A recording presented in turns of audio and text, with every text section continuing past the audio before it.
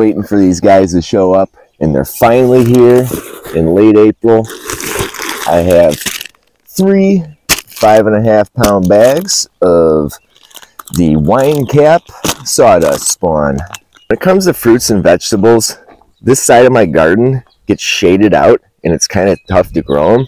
The rhubarb doesn't mind, but over here I tried planting them stuff and it just does not get enough light when these trees fill up.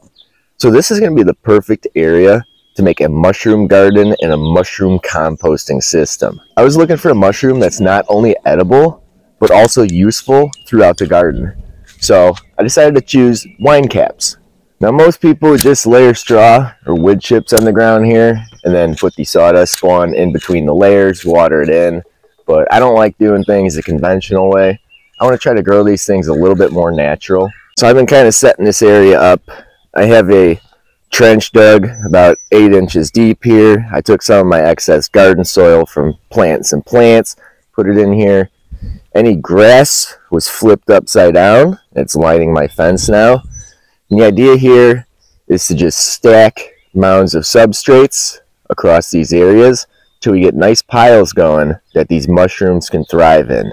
If this system performs well, we're going to take the initial purchase of the spawn and be able to infinitely multiply that. Just let the mushrooms eat underground, and as we need them, dig up some of the mycelium and spread it throughout the garden. Let's look at what we're going to be feeding these mushrooms. Behind me I have some wood chips that have been sitting out here for about 7 months or so now. They are by no means sterile, and you can see that other fungi have started making their way in here, but I think that's going to be okay because the wine caps are pretty aggressive and can usually outcompete a lot of these other mushroom species. Rotten, spoiled hay that has been sitting out here for just as long. This also has some fungi growing in it. I've got some fresher wood chips that I just chipped up the other day. Some of this unfinished chicken compost. Some shredded cardboard and paper. Some of this cardboard. I have these cardboard plugs from cutting holes in the cardboard to plant plants. Get in the pond. And the one thing I see a lot of wine cap growers don't incorporate enough is the native soil. I think I'm going to start out with these old nasty wood chips here. I'm going to get a light dusting on the bottom of my trough and also on top of the flipped over grass.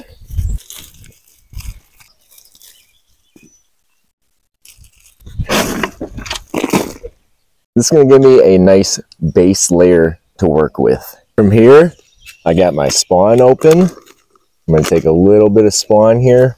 We're going to do a light layer on top of this.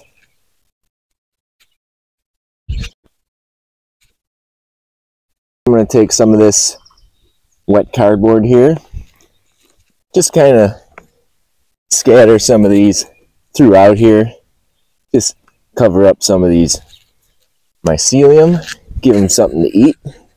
At this point, you might be thinking, man, this is really complicated. But you know what you could do? You could just pick one of these things. Cardboard, wood chips, hay. Just use that to make your mushroom bed. I want to give my mushrooms options, so I'm going to use everything. And what we're going to do is we're going to see what the mushrooms like the most. So if we want to take some of this spawn and propagate more, we'll just use that substrate in the future. And bear in mind, I am also composting with my mushrooms, so all this stuff is good for compost, and I want these mushrooms to break it down so I can use it on my plants. In case my mushrooms want to eat some straw, I got some straw here. I forgot to mention too, when you're doing this, you want to keep these layers nice and moist. It's raining out here, so everything I'm working with is pretty wet. You're going to need a hose or something to make sure these layers stay moist if it's not raining.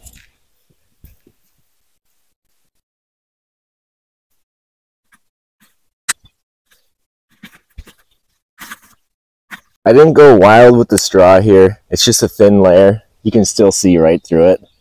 Straw is not the greatest substrate for these mushrooms, so I don't want to put too much in here. But what I am going to do here, I'm going to put another thin layer of spawn on top of this, and then we're going to go back to wood chips. I've decided if I want to give these mushrooms various different foods to eat, I might as well just mix them all together from the start to make my layers. So what we got here, I have some of the old wood chips, I have some of the fresh wood chips, I got some of the shredded cardboard added in here, got a little bit of the spoiled hay mixed in. What I've done, I just kind of mixed it all together, and this looks really good. If I was a wine cap mushroom, I would definitely be eating this.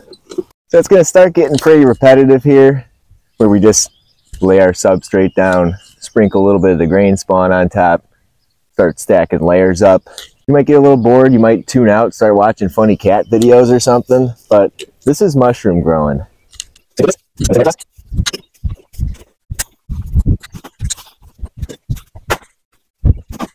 I hit her with some spawn on top of here. I talked about incorporating some of the native soil. I'm not going to use too much, but I'm going to kind of sprinkle it in just like I was doing the spawn. I don't know if it's going to make a huge difference, but I think it will.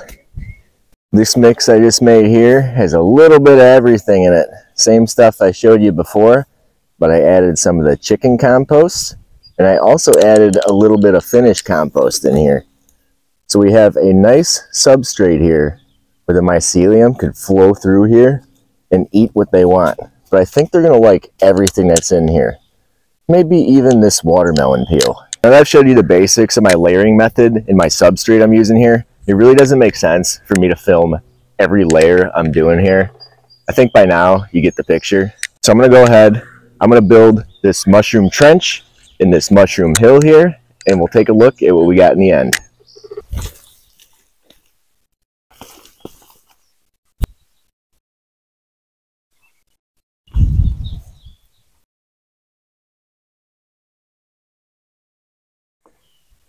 I'm pretty happy with how my mushroom garden is starting out here.